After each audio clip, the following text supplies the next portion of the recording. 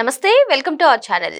YCP senior నేత పేర్ని నాని ఎప్పుడూ కూడా ప్రత్యర్థులపై తన వాక్చాతుర్యంతో విరుచుకుపడుతూ ఉంటారు. మరి ఇటీవల చూసుకున్నట్లయితే రాజకీయంలో తన వ్యక్తిగత జీవితం గురించి ఎందుకు మాట్లాడుతున్నారు, అసలు రాజకీయాల్లోకి రావడం నా దరిద్రం అంటూ ఆయన చేసినటువంటి కామెంట్స్ ని ఏ విధంగా చూడాలి తెలుసుకునే ప్రయత్నం చేద్దాం. దీన్ని విశ్లేషించడానికి మనతో పాటుగా ఉన్నారు senior journalist doctor Vadlamani Kanakadurga గారు. నమస్తే మేడం. నమస్తే అండి.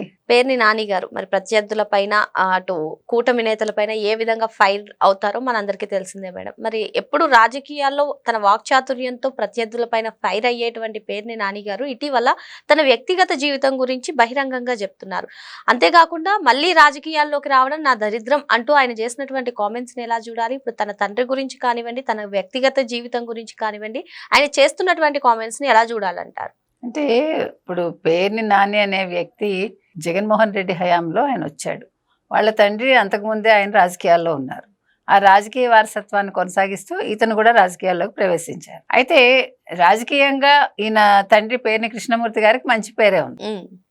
కాకపోతే వ్యక్తిగతంగా ఆయన చేసిన పనిని వాళ్ళు ఇతను బయట పెడుతున్నాడు. ఎందుకు పెడుతున్నాడు అంటే ఒక రకంగా అధికారం లేదు చేతిలో, రెండోది కేసుల్లో ఇరుక్కుని ఉన్నాడు, కొడుకు కూడా అరెస్ట్ అయ్యాడు, కేసుల్లో ఇరుక్కున్నాడు.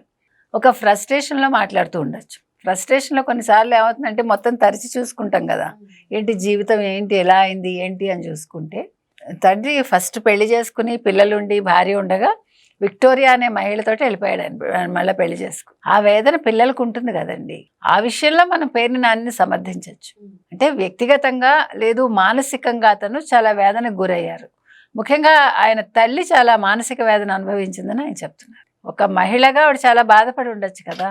ఇప్పుడు రాజకీయాల్లో ఉంటూ వాళ్ళ తండ్రి ఒక పేరు సంపాదించుకున్నాక ఈ రకంగా చేయడం, భార్య పిల్లల్ని వదిలేయడం, దాని ప్రభావం పిల్లల మీద ఉంటుంది. కాకపోతే ఏంటంటే పేర్ని నానికి జరిగిన అది మంచనాలో చెడనాలో మనకు తెలియదు, రాజకీయ వారసత్వం అయితే వచ్చింది. అయితే నా దరిద్రం కొద్దీ రాజకీయ వారసత్వాన్ని మోస్తున్నాను అంటున్నాడు ఆయన. అంటే ఇప్పుడు ఒక ఫ్రస్ట్రేషన్లో ఉన్నాడు. ఒకటి కేసులు, రెండు వైసీపీ లేకపోవడం, వైసీపీ అధికారంలో లేదు, ఈయనకి అధికారం లేదు. దాంతో ఒక్కసారి అతను ఇన్ని సమస్యలు చుట్టుముట్టడంతో ఒక మానసిక వేదనతోటి ఉన్న నిజాలు బయట పెడుతున్నాడు. అంటే ఇది మరి తన కుమారుడికి ఎఫెక్ట్ చూపించే అవకాశాలు ఉన్నాయంట? ఖచ్చితంగా చూపిస్తాయి. అంటే కొద్దో గొప్ప, 100% అని కాదు. ఆల్రెడీ ఇప్పుడు పేర్ని కిట్టి అనేవాడు ఎంత పొగరుగా మాట్లాడాడో మనం చూసాం. ఇప్పుడు నేను అంటాను, సరే ఓడిపోయింది వైసీపీ, ఓడిపోయాక మీరు మంచిగా ఉండొచ్చుగా. ఇంకా అతని అడుగుజాడల్లో నడుస్తూ, జగన్మోహన్ రెడ్డి అడుగుజాడల్లో ఎందుకు ఈ రకంగా? మేడం, ఇక్కడ ఇంకో చిన్న అంశం, ఇప్పుడు తన తండ్రి వేరే మహిళను పెళ్లి చేసుకుని వెళ్ళిపోయారని తన తల్లి మనోవేదన చెప్తున్నారు. మరి రాజకీయాల్లో చూసుకుంటే ఇటీవల కాలంలో మహిళలను టార్గెట్ చేస్తూ రాజకీయాలు చేస్తున్నారు. మరి దానిపైన ఎందుకు స్పందించట్లేదు? అదే అంటున్నా, మీకు తల్లి వేదన తెలుసు, ఒక మహిళ వేదన తెలుసు. మహిళల్ని తిట్టినప్పుడు ఆ పార్టీలో ఎందుకు కొనసాగడు? అంతే కదా మీరు అడిగేది. ఖచ్చితంగా తప్పది. ఎందుకంటే మనం ఏదైతే చెప్తున్నామో దాన్ని ఆచరణలో కూడా చూపించాలి. లేకపోతే మనం చెప్పిన దానికి విలువ ఉండదు కదా. మీకు మీ అమ్మగారు అంత బాధపడినప్పుడు ఓకే, ఒక అవుట్ సైడర్గా మనం దాన్ని సమర్థిస్తాం ఆయన వేదన్ని. ఓకే, పాపం నిజంగానే పేర్ని నాని బాధపడుతున్నారని. కానీ మరి మిగిలిన మహిళల విషయంలో కూడా మీరు అదే అంశాన్ని ప్రస్తావించాలి. వాళ్ళకు కూడా మీరు అండగా నిలబడి ఉండాలిగా. వాళ్ళని తిట్టిన వాళ్ళని మీరు వెంటనే ప్రశ్నించి ఉండాలిగా. అది ఒక్కటి నేర్చుకోమని చెప్తున్నాం పేర్ని నానికి. ఎందుకు ఈ అహంకారం? మీరు ఎందుకు అసలు పోలీస్ వ్యవస్థను తిడుతున్నారు? పోలీసులను ఎందుకు తిడుతున్నారు? వాళ్ళని చాలా నీచంగా మాట్లాడారుగా మీరు. మరి అప్పుడు గుర్తు రాలేదా ఇవన్నీ? ఇవాళ తండ్రిని తిడుతున్నారు, మీ అమ్మగారి వేదన గురించి మాట్లాడుతున్నారు. మరి మీరు మన తిట్టిన తిట్లు పోలీసుల్ని. ఇప్పుడు మీకు ఎంత వేదన ఉంటుందో అవతల వాడికి అంతే ఉంటుందిగా. నేను అనేది ఏంటంటే మీరందరూ కూడా ఎందుకు మతి తప్పి మాట్లాడతారు? ఎందుకు అట్లా తయారవడం? మీ మానసిక స్థితి ఎందుకు అట్లా ఉంది? ఒకసారి చూపించుకోండి డాక్టర్స్కి.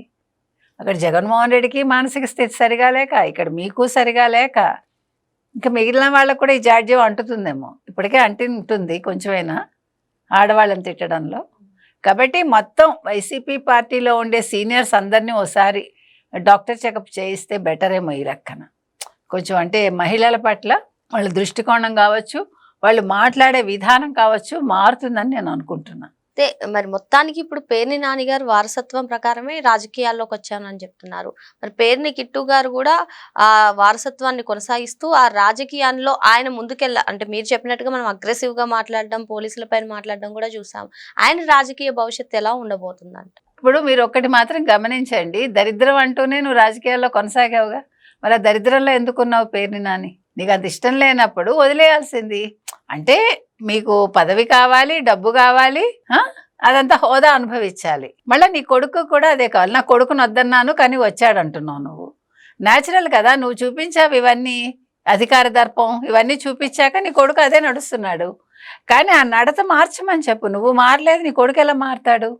కానీ మారాలి, మారితేనే అతను రాజకీయాల్లో సరైన నాయకుడిగా నిలబెడతాడు, తాత పేరు నిలబెడతాడు, లేదంటే ఎందుకు కాకుండా పోతాడు. ఓకే మేడం, మరో అంశంతో మళ్ళీ కలుద్దాం. Thank you madam. Thank you.